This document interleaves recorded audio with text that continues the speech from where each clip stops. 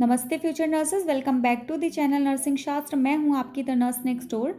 आज की वीडियो में हम पढ़ने वाले हैं पोस्टपार्टम हेमरेज यानी पीपीएच और इसके मैनेजमेंट के बारे में। तो कभी कभी डिलीवरी के बाद अगर किसी भी पेशेंट को ज़्यादा ब्लीडिंग होने लगे तो 4 से 5 मिनट के अंदर ही उसकी तबीयत बहुत बिगड़ जाती है और उसकी लाइफ खतरे में आ जाती है।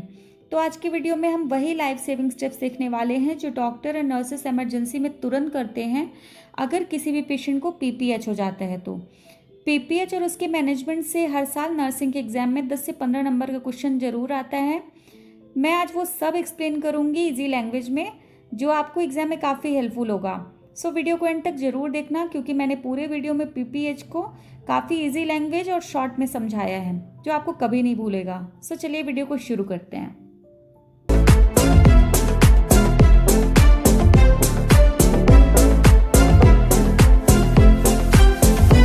तो सबसे पहले हम देखते हैं कि पोस्टपार्टम हेमरेज होता क्या है, पीपीएच क्या होता है। तो पीपीएच एक लाइफ थ्रेटनिंग कंडीशन होती है जिसमें एक्सेसिव ब्लड लॉस होता है थ्रू द जेनाइटल ट्रैक्ट। वैसे तो आफ्टर डिलीवरी जेनाइटल ट्रैक्ट से ब्लड लॉस होना एक नॉर्मल प्रोसेस होती है जो कि धीरे धीरे कम होती है और फिर एक बंद हो जाती है ना। बट अगर उसी ब्लड लॉस का अमाउंट अगर बढ़ जाए, मतलब मोर देन 500 ml ब्लड लॉस अगर नॉर्मल वजाइनल डिलीवरी हुई है तो हो रहा हो, और मोर देन 1000 ml ब्लड लॉस अगर सिजेरियन सेक्शन डिलीवरी हुई हो तब हो रहा हो, तो ऐसी कंडीशन को हम पीपीएच में देखते हैं। मतलब अगर आसान शब्दों में कहें तो पीपीएच एक लाइफ थ्रेटनिंग कंडीशन होती है जिसमें excessive blood loss through the genital tract होता है after delivery of the foetus. मतलब अगर नॉर्मल डिलीवरी हुई हो और blood loss more than 500 ml हो रहा हो, और अगर डिलीवरी सिजेरियन सेक्शन हुआ हो तो मोर देन 1000 ml ब्लड लॉस हो रहा हो, तो इसे हम पीपीएच की कंडीशन में देखते हैं। डेफिनेशन में भी वही है कि एनी अमाउंट ऑफ ब्लीडिंग, मतलब excessive amount of bleeding birth से लेकर के परप्यूरियम पीरियड तक अगर ब्लीडिंग हो रही हो तो उसे हम पीपीएच कहते हैं। मोर देन 500 ml अगर ब्लड लॉस हो रहा हो नॉर्मल डिलीवरी में, more than 1000 ml blood loss हो रहा हो after caesarean section is known as PPH. ठीक है, अब हम देखते हैं क्लासिफिकेशन ऑफ द पीपीएच। तो पीपीएच को 2 पार्ट्स में क्लासिफाइड किया गया है, based on blood loss, based on time duration. कोई कंफ्यूजन मत रखिएगा, मैं बार बार बोलूंगी, based on blood loss, based on time duration. 2 parts में पीपीएच को क्लासिफाइड किया गया है, based on blood loss, based on time duration. Based on blood loss को हम देखते हैं कि 3 पार्ट्स में डिवाइडेड है, mild, moderate and severe PPH. Mild PPH में 500 to 1000 ml ब्लड लॉस होगा, मॉडरेट पीपीएच में 1000 to 2000 ml ब्लड लॉस होगा, एंड सीवियर पीपीएच में more then 2000 ml blood loss होगा। अब हम देखते हैं बेस्ड ऑन टाइम ड्यूरेशन। तो बेस्ड ऑन टाइम ड्यूरेशन में प्राइमरी पीपीएच देखते हैं, सेकेंडरी पीपीएच। 2 पार्ट्स है, primary and secondary. Primary PPH में क्या रहता है कि ब्लीडिंग आफ्टर डिलीवरी से विद इन 24 आवर्स, ठीक है, विद इन 24 आवर्स जो ब्लीडिंग होती है उसे प्राइमरी पीपीएच कहते हैं। सेकेंडरी पीपीएच क्या होता है, तो 24 आवर्स से लेकर के डिलीवरी के 24 आवर्स से लेकर के 12 वीक पोस्टपार्टम, मतलब परप्यूरियम पोस्टपार्टम पीरियड तक, 12 weeks of the postpartum period तक अगर ब्लीडिंग हो रही है तो उसे हम कहते हैं सेकेंडरी पीपीएच। कोई कंफ्यूजन नहीं है, based on blood loss, based on time duration. Based on blood loss के 3 types, mild, moderate and severe. Based on time duration के 2 types, primary and secondary.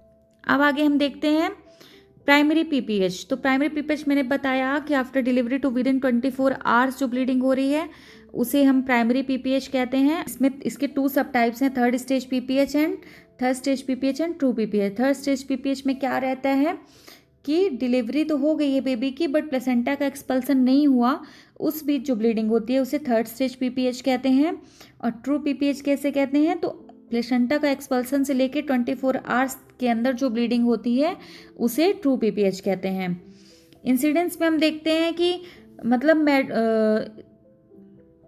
PPH की वजह से मैटरनिटी मोर्टेलिटी रेट जो है वो बढ़ रही है। पर ईयर 14 मिलियन वुमेन जो हैं वो पीपीएच से सफ़र करती हैं, जिसमें 70,000 मैटरनल डेथ मतलब ग्लोबली देखा गया है, जिसमें से 70,000 मैटरनल डेथ सिर्फ और सिर्फ पीपीएच की वजह से होता है और पता भी नहीं चलता कि उनकी मौत हुई कैसे।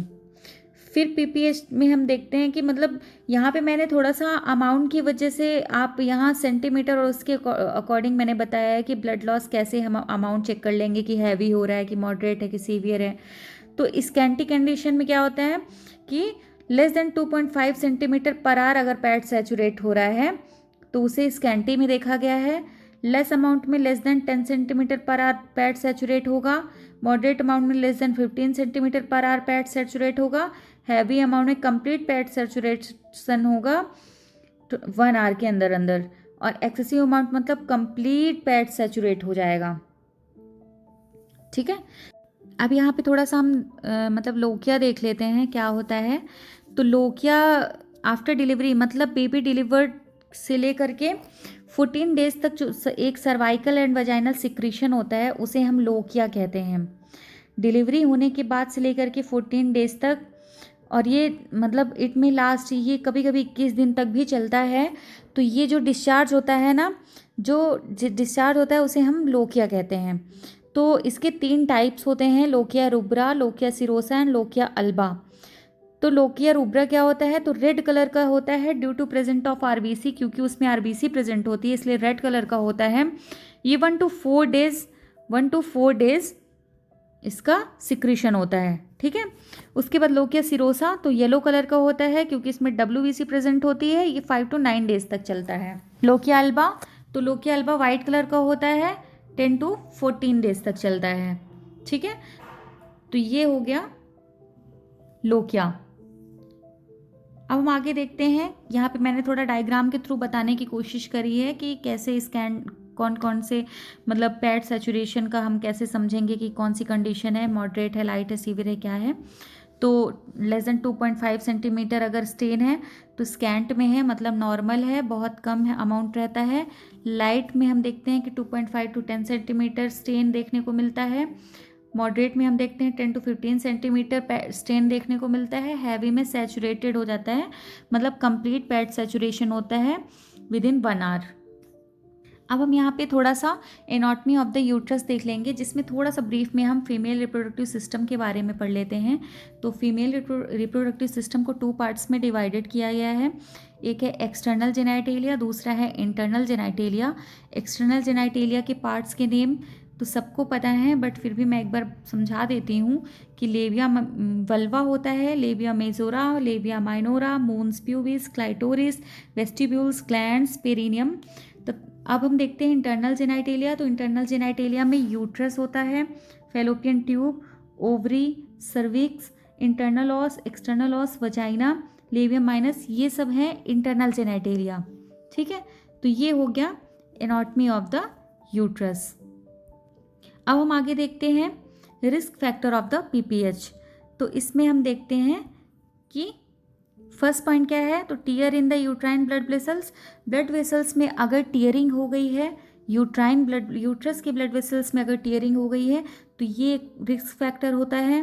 दूसरा, tier in the cervix of vaginal tissue.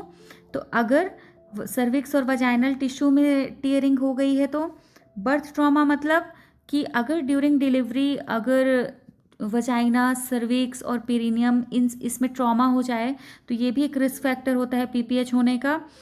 चौथा है प्लेसेंटा प्रीविया और low lying placenta. Placenta previa मतलब कि अगर प्लेसेंटा मतलब एक ऐसी प्रेगनेंसी कॉम्प्लिकेशंस होती है, प्रॉब्लम होती है जिसमें प्लेसेंटा पार्शियली और कम्प्लीटली जो सर्विक्स की ओपनिंग होती है उसे कवर कर लेता है। ठीक है, तो ये इस कंडीशन में भी मतलब पीपीएच होने का ये एक रिस्क फैक्टर होता है। अगला हम देखते हैं प्लेसेंटल अब्रप्शन, अब्रशियो प्लेसेंटा भी कहते हैं इसे। इसमें क्या होता है कि प्रीमेच्योर सेपरेशन होता है प्लेसेंटा का from the uterine wall before delivery, मतलब बिफोर डिलीवरी ही प्लेसेंटा का सेपरेशन हो जाता है यूट्राइन वॉल से। तो ये भी है एक रिस्क फैक्टर पीपीएच होने का। आगे हम देखते हैं ओवर डिस्टेंडेड यूट्रस। तो ओवर डिस्टेंडेड यूट्रस मतलब कि यूट्रस लार्जर देन नॉर्मल, मतलब यूट्रस का साइज़ जो है वो लार्ज होने की वजह से भी एक रिस्क फैक्टर होता है। अगला है ब्लड क्लॉटिंग डिसऑर्डर। तो ब्लड क्लॉटिंग डिसऑर्डर मतलब कि अगर किसी पेशेंट को ब्लड क्लॉटिंग डिसऑर्डर है जैसे कि हीमोफीलिया है और ब्लड क्लॉटिंग फैक्टर्स जो हैं वो एब्सेंस है उसके ब्लड में, तो ब्लड क्लॉट नहीं होगा और ब्लीडिंग कंटिन्यू होगी, तो ये भी एक ब्लड क्लॉटिंग डिसऑर्डर भी एक रिस्क फैक्टर है। आगे है मल्टीपल प्रेगनेंसी। मल्टीपल प्रेगनेंसी इसलिए कि मतलब मल्टीपल प्रेगनेंसी होने से भी यूट्राइन एटॉनी होती है और यूट्राइन एटॉनी भी एक पीपीएच होने का मेन रिस्क फैक्टर होता है, तो ये भी एक हो गया। आगे है प्लेसेंटा एक्रीटा, इनक्रीटा, परक्रीटा, तो ये प्लेसेंटा प्रीविया के टाइप्स होते हैं, आप पढ़ेंगे आगे। उसके बाद इन्फेक्शन होने की वजह से भी एक पीपीएच होने का रिस्क रहता है। आगे है प्रोलॉन्ग लेबर क्यों होगा, तो प्रोलॉन्ग लेबर मतलब मोर देन 18 आवर्स, अगर जो लेबर का पीरियड है मोर देन 18 आवर्स हो गया है तो ये भी एक रीज़न होता है, एक रिस्क फैक्टर होता है पीपीएच का, क्योंकि प्रोलॉन्ग लेबर मतलब कि यूट्रस बहुत टाइम तक कॉन्ट्रैक्ट होता रहता है। लेबर प्रोलॉन्ग होने की वजह से जो यूट्रस है वो बहुत टाइम तक कॉन्ट्रैक्ट होता रहता है, जिससे कि यूट्रस की जो मसल्स होती हैं वो थक जाती हैं और यूट्राइन एटॉनी हो जाती है, जिससे डिलीवरी के बाद नहीं होता है, टाइट कॉन्ट्रैक्शन नहीं होता है, तो ब्लीडिंग रुकती ही नहीं है और कंटिन्यू होती रहती है, तो ये भी है main risk factor of the PPH. तो चलिए मैं मान के चल रही हूँ रिस्क फैक्टर है वो आप लोगों को क्लियर हो गया है। अब आगे हम देखते हैं causes and aetiology of the PPH. Main 4 cause होते हैं, tone, trauma, tissue and thrombin, ठीक है, ब्लड कोगुलोपैथी जो मैंने लिखा है थ्रोम्बिन, यहाँ पे देख सकते हो आप कि मैंने इसको हम 4T जो पीपीएच होता है ना उसे हम 4T से प्रोनाउंस करते हैं, मतलब 4T ही मेन कॉजेस होते हैं। तो कौन कौन से 4T हैं, tone, trauma, tissue and thrombin, ठीक है। तो टोन में क्या क्या होता है, तो टोन में होता है एटॉनी यूट्रस मतलब पीपीएच होने का 70 to 80% कॉज जो होता है वो एटॉनिक यूट्रस होता है। तो इसमें कौन कौन से कॉजेस होते हैं एटॉनिक यूट्रस होने के, तो पहला है ग्रैंड मल्टीपैरा, मतलब मोर देन 5 बेबी, अगर मोर देन 5 बेबी होंगे तो मतलब ग्रैंड मल्टीपैरा हो गया, मल्टीपैरिटी और मल्टीपल प्रेगनेंसी, तो ये इसलिए होते हैं क्योंकि इनकी वजह से यूट्रस जो है वो प्रॉपर कॉन्ट्रैक्ट और वो नहीं होता क्योंकि एटॉनी हो जाती है ना, मल्टीपल टाइम प्रेगनेंसी होगी, मल्टीपल टाइम डिलीवरी होगी तो यूट्रस वीक हो जाता है, तो इसलिए ये एक मेन कॉज होता है। दूसरा है incomplete expulsion of the placenta, मतलब कि प्लेसेंटा का एक्सपल्सन इनकम्प्लीट हुआ है और प्लेसेंटा का कुछ पार्ट्स यूट्रस के अंदर ही रह गया है, तो ये भी एक मेन कॉज होता है। फिर है एब्रप्शन ऑफ प्लेसेंटा, जैसा कि मैंने बताया कि अगर प्रीमैच्योर सेपरेशन हो गया है यूट्राइन वॉल से प्लेसेंटा का तो ये कंटिन्यू ब्लीडिंग होती रहेगी, ये भी एक कारण है। अगला है प्लेसेंटा प्रीविया, तो प्लेसेंटा प्रीविया मतलब मैंने बताया कि पार्शियल कंप्लीटली सर्विक्स को, यूट्रस की ओपनिंग को प्लेसेंटा कवर कर लेता है, तो ये भी एक कारण है। अगला है ओवर डिस्टेंडेड, जो कि मैंने पहले ही इन दोनों को एक्सप्लेन किया कि प्रोलॉन्ग लेबर, अगर लेबर लॉन्ग समय तक, प्रोलॉन्ग टाइम तक चलता रहता है, प्रोसेस चलती रहती है मोर देन 18 आवर्स तक, तो यूट्रस थक जाता है, प्रॉपर मसल्स कॉन्ट्रैक्ट नहीं करती हैं, इसलिए ये भी एक कारण होता है एटॉनिक यूट्रस होने का।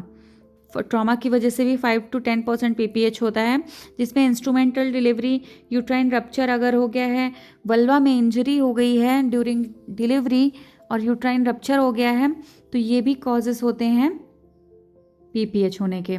आगे हम देखते हैं ब्लड कोगुलोपैथी, जो थ्रोम्बिन मैंने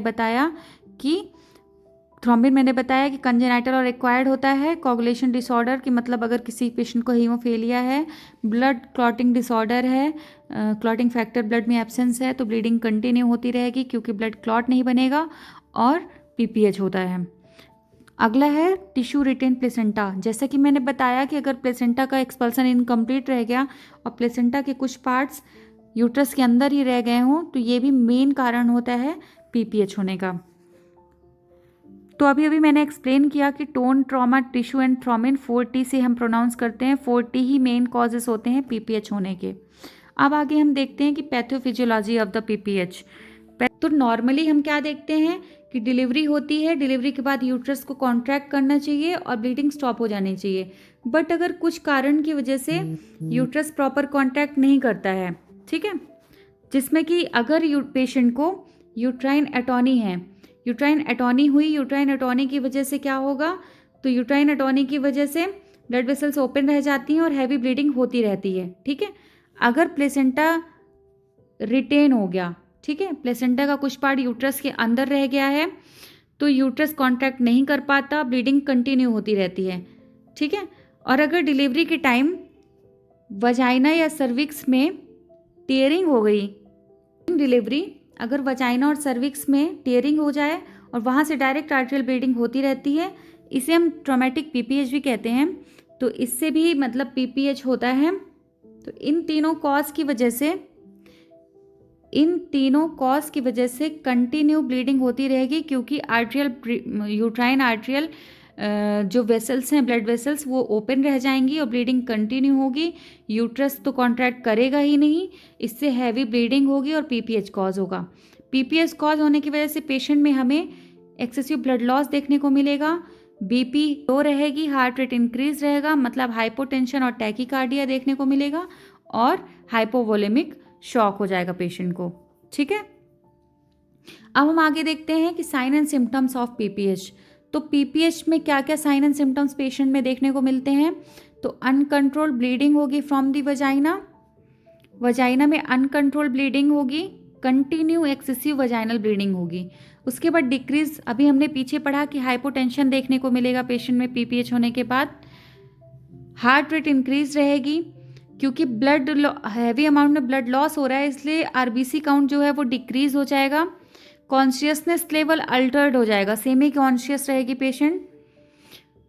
वजाइनल एरिया और पेरिनियल एरिया में स्वेलिंग एंड पेन देखने को मिलेगा, पेशेंट को चक्कर सा आएगा, डिजीनेस प्रेजेंट रहेगी, यूट्रस बॉगी फील होगा, सॉफ्ट फील होगा, इनलार्ज फील रहेगा, लाइट हेडेक एंड प्रेजेंट रहेगा, एंड फटीग भी प्रेजेंट रहेगी, थका हुआ महसूस करेगा पेशेंट। अब आगे हम देखते हैं diagnostic evaluation of the PPH.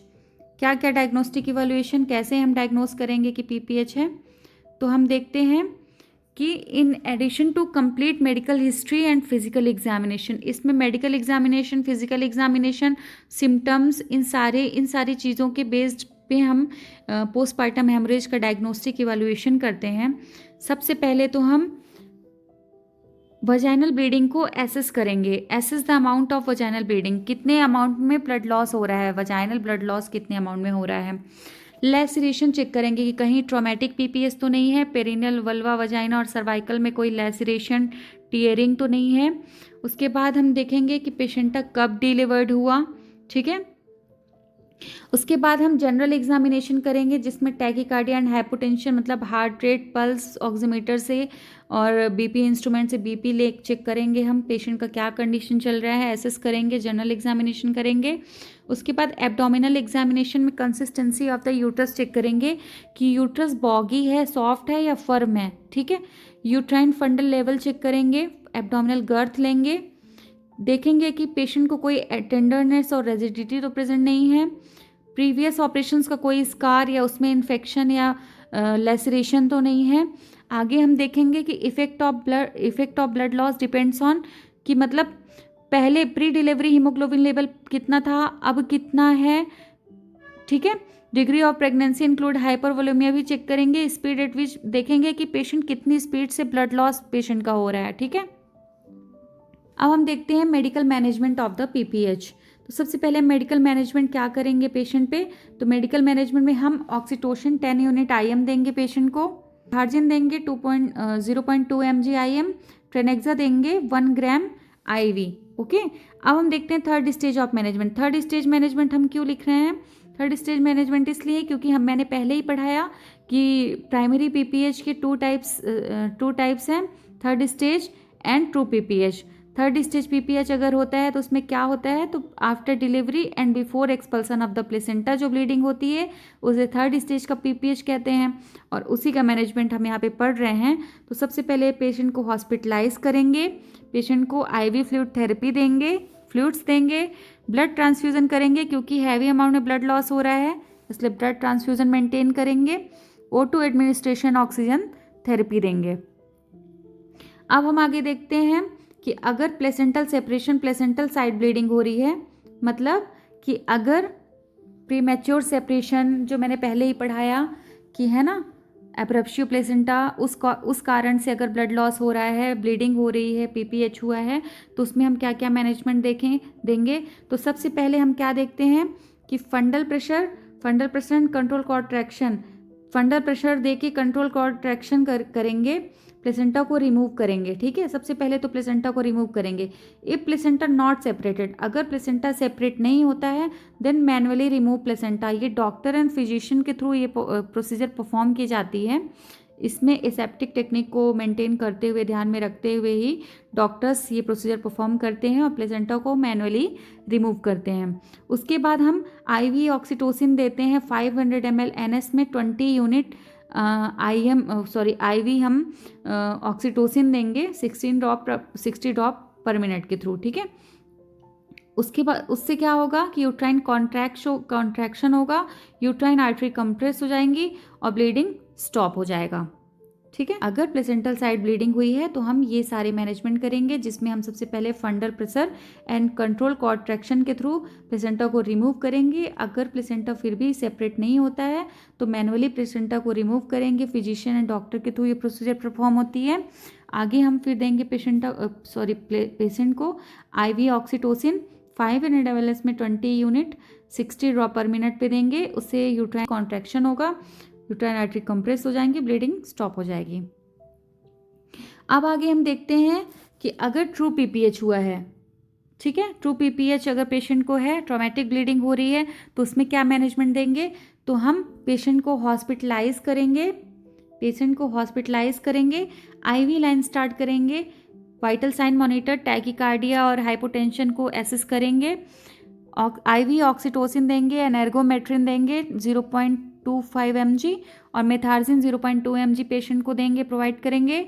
O2 administration करेंगे, यूट्राइन मसाज करेंगे, पेशेंट का यूट्राइन मसाज करेंगे जिससे कॉन्ट्रैक्शन हो और यूट्राइन आर्टरी कंप्रेस हो, ब्लीडिंग स्टॉप हो।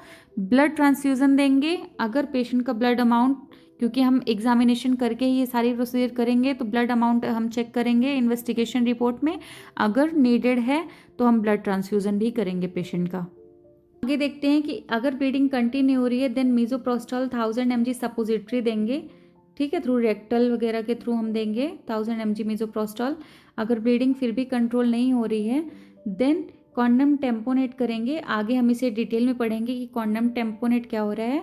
अगर कॉन्डम टेम्पोनेट करने के बाद भी अगर ब्लीडिंग कंटिन्यू हो रही है, then tight packing of genital tract with gauze piece से टाइट पैकिंग कर देंगे जेनिटल ट्रैक्ट से ब्लीडिंग कंट्रोल करने के लिए। उसके बाद भी अगर ब्लीडिंग कंटिन्यू हो रही है, देन यूट्राइन आर्टरी लाइगेट, ये भी एक सर्जरी होती है, इसे हम आगे पढ़ेंगे सर्जिकल मैनेजमेंट में। उसके बाद भी अगर ब्लीडिंग कंटिन्यू हो रही है, देन कंप्लीट हिस्टेक्टॉमी कर देंगे, complete removal of the uterus कर देंगे। ठीक है, ये था मैनेजमेंट। उसके बाद हम देखते हैं कि ये है कॉन्डम टेम्पोनेट, जो हमने यहाँ पे पढ़ा ना, कॉन्डम टेम्पोनेट, ये अब हम इसका डिटेल में देख रहे हो, आप डायग्राम में देख सकते हो, ये हो गया कॉन्डम टेम्पोनेट का डायग्राम। ठीक है, और ये जो मार्केट में कुछ आते हैं बलून कैथेटर्स वगैरह, ये वो सारी चीज़ें हैं। तो इसमें पीपीएच में जब यूट्रस कॉन्ट्रैक्ट नहीं करता और ब्लीडिंग नहीं रुकती, तब हम यूट्राइन टेम्पोनेट यूज़ करते हैं।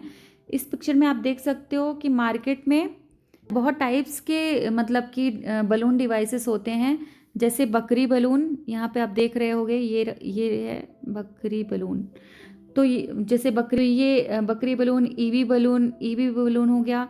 तो ये सारी चीज़ें मार्केट में हमें देखने को मिलती है, बट हम यहाँ पे लो रिसोर्स सेटिंग में हम पीपीएच को मैनेज करने की कोशिश कर रहे हैं, जिसमें हम कॉन्डम टेम्पोनेट यूज़ करते हैं। कॉन्डम टेम्पोनेट में इसमें हम एक फोली कैथेटर पर, ये देख रहे हो आप डायग्राम में, फोली कैथेटर पर क्लीन कॉन्डम बांध देते हैं, फिर यूट्रस के अंदर इंसर्ट कर देते हैं। Clean water and normal saline से कॉन्डम को इन्फ्लेट कर देते हैं। इन्फ्लेशन से कॉन्डम यूट्रस की वॉल्स को प्रेस करता है, ब्लीडिंग वेसल्स कंप्रेस हो जाती हैं और ब्लीडिंग रुक जाती है। ठीक है, ये डायग्राम में आप पूरा देख सकते हो यहाँ पे। तो अब हम आगे चलते हैं। कॉन्डम टेम्पोनेट के बाद अब हम देखते हैं कि कौन कौन सी सर्जिकल मेथड्स यूज़ की जाती हैं पीपीएच को मैनेज करने के लिए। तो जब मेडिकेशन, मसाज और टेम्पोनेट से भी काम नहीं चलता, मतलब पीपीएच कंट्रोल नहीं होता, तब हम सर्जिकल मेथड यूज़ करते हैं। इस पिक्चर में कुछ सर्जरीज दिखाई गई हैं जो पीपीएच में यूज़ हो जाती हैं। सबसे पहले बाइलेटरल यूट्राइन आर्टरी लाइगेशन, इसको हम देखते हैं। यूट्रस को ब्लड सप्लाई देने वाली आर्टरी को टाई कर देते हैं। मतलब यूट्रस की जो आर्टरीज होती हैं ना, उन्हें जो फिजिशियंस या डॉक्टर्स होते हैं उन्हें टाई कर देते हैं, जिससे ब्लड फ्लो कम होता है और ब्लीडिंग रुक जाती है। ठीक है, अब हम देखते हैं इंटरनल इलियक आर्टरी लाइगेशन। ये कौन सी सर्जरी होती है? इंटरनल इलियक आर्टरी लाइगेशन में हम देखते हैं कि अगर ज़्यादा ब्लीडिंग हो तो पेल्विक के बड़े आर्टरीज को बांध दिया जाता है। इसी भी एडवांस केस में होता है, मतलब बहुत ही सीवियर केस में हम ये सर्जरी परफॉर्म करते हैं। ठीक है, उसके बाद देखते हैं uterine artery embolisation, pelvic artery embolisation. तो यूट्राइन आर्टरी एम्बोलाइजेशन में ये एक रेडियोलॉजिकल प्रोसीजर होती है जिसपे कैथेटर के थ्रू आर्टरी में छोटे छोटे पार्टिकल्स डालकर ब्लड फ्लो रोक देते हैं। अब देखते हैं हिस्टेरेक्टोमी। हिस्टेरेक्टोमी मतलब कि अगर कोई भी मेथड काम ना करे, इसके पहले हमने जितनी सर्जरीज यूज़ की वो भी, उनसे भी काम नहीं चलता है, मतलब कि और पेशेंट की जो लाइफ है वो रिस्क में हो, तब लास्ट ऑप्शन होता है हिस्टेरेक्टोमी करना। इस यूट्रस को रिमूव करते हैं, कंप्लीटली रिमूव कर देते हैं, जिसे हम कहते हैं हिस्टेरेक्टोमी। ठीक है, आप यहाँ पे डायग्राम में देख सकते हो हिस्टेरेक्टोमी। अब हम देखते हैं nursing management of the PPH, कि नर्सेस किस तरीके से मैनेज करती हैं अगर किसी भी पेशेंट को पीपीएच हो जाता है तो क्या क्या मैनेजमेंट होता है उनका। तो सबसे पहला है मसाज यूट्रस। यूट्रस में मसाज करना आफ्टर डिलीवरी, जिससे कॉन्ट्रैक्शन प्रमोट होगा, कॉन्ट्रैक्शन बढ़ेगा और ब्लीडिंग स्टॉप होगी और पेशेंट को बचाया जा सकता है। उसके बाद क्या है, तो एडमिनिस्टर ऑक्सीटोसिन। ऑक्सीटोसिन एडमिनिस्टर करेंगे अकॉर्डिंग टू फिजिशियन, अगर फिजिशियन ऑर्डर करेगा तभी करना है, खुद से नहीं करना है। उसके बाद है provide fluid therapy and maintain blood transfusion.